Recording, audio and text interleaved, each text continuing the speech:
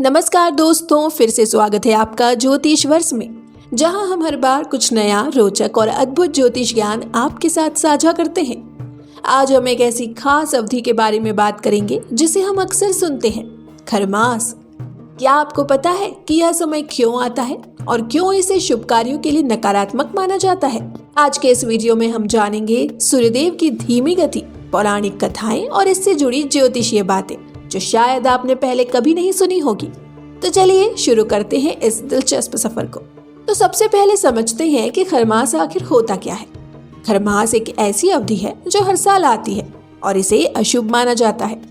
इस दौरान सूर्यदेव अपनी सामान्य गति से धीमे चलते हैं क्योंकि वह धनु और मीन राशि में गोचर करते हैं।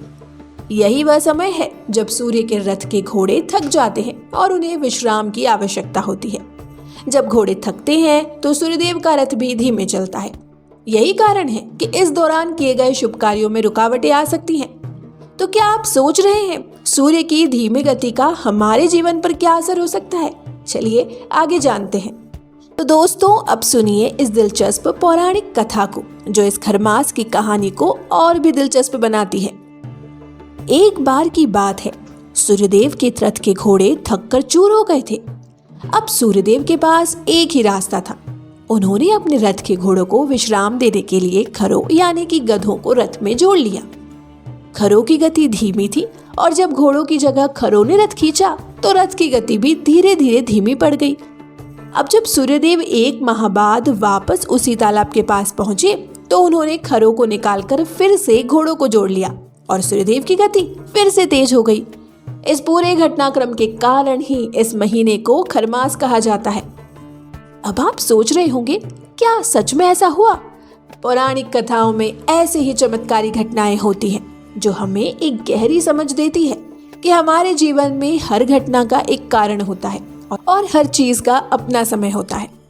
अब अगर हम ज्योतिषीय दृष्टिकोण से देखें तो खरमास का समय क्यों आता है, इसे समझना बहुत आसान हो जाता है। सूर्यदेव के धनु और मीन राशि में गोचर करते समय उनकी गति धीमी हो जाती है।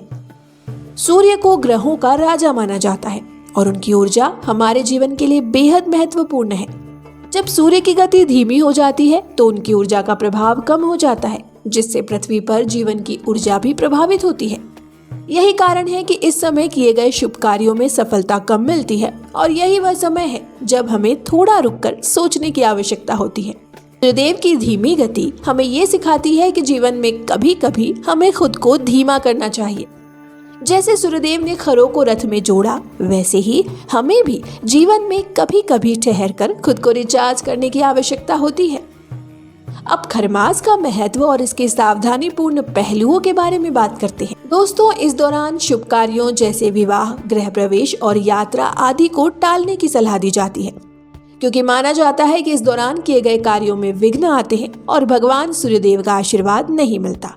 हालांकि ये समय किसी प्रकार के नकारात्मकता का नहीं होता, बल्कि ये हमें जीवन की गति को समझने और आत्मचिंतन करने का अवसर प्रदान करता है। इस अवधि में आपको सूर्यदेव की पूजा और ध्यान करना चाहिए ताकि आप अपनी आंतरिक ऊर्जा को फिर से सक्रिय कर सकें।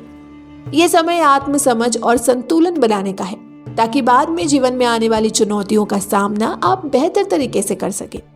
अब अगर हम आध्यात्मिक दृष्टिकोण से देखें तो खरमास का समय हमें ये समझाने का अवसर देता है कि जीवन में हर चीज का एक उचित समय होता है।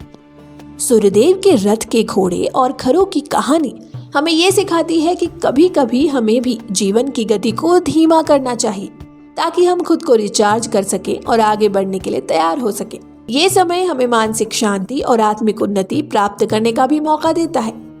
तो अगर आप इस समय के दौरान कोई महत्वपूर्ण कार्य करने का सोच रहे हैं तो एक पल के लिए रुककर विचार करें, क्या यह सही समय है? तो दोस्तों, अब आपको खरमास का वास्तविक अर्थ और महत्व समझ में आ गया होगा। यह समय न केवल सूर्यदेव की धीमी गति के कारण होता है, बल्कि हमें ये भी सिखाता है कि जीवन में कभी कभी रुककर सोचने और आत्मचिंतन करने की आवश्यकता होती है। यदि आप भी इस समय का सही उपयोग करना चाहते हैं तो ध्यान और पूजा से अपने जीवन को संतुलित कर सकते हैं। आज के लिए बस इतना ही। अगर आपको ये जानकारी पसंद आई हो तो इस वीडियो को लाइक और शेयर करें। साथ ही हमारे चैनल ज्योतिष वर्ष को सब्सक्राइब करना ना भूलें। यदि आपके मन में कोई सवाल हो या कोई और विषय हो जिस पर आप चर्चा करना चाहते हैं तो कमेंट में बताएं। हम अगली बार फिर मिलेंगे एक नई और दिलचस्प जानकारी के साथ। धन्यवाद।